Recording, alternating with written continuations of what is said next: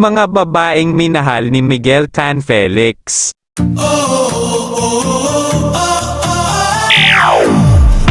Maraming viewers ng Fast Talk with Boy Abunda ang natuwa sa mga revelasyon na inilabas ng bida ng Boltz 5 Legacy na si Miguel Tan Felix sa show. Wala siyang paligoy-ligoy sa pagsagot sa pagtatanong ni Boy Abunda kung sino-sino ang mga niligawan niya at naging girlfriend niya.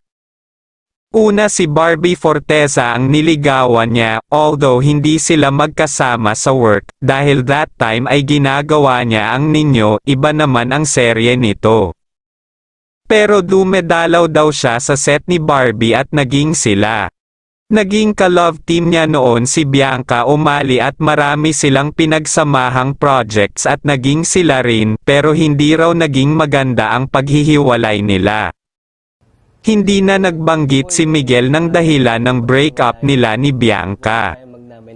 Kay Kylene Alcantara naman ay something special daw ang namagitan sa kanila dahil lagi silang magkasama noon sa All Out Sundays. Sumunod ay si Isabel Ortega na inamin ni Miguel na mahal niya, pero hanggang sa ngayon daw ay nililigawan pa rin niya. Siya po at ang mommy niya, si Tita Michelle Ortega,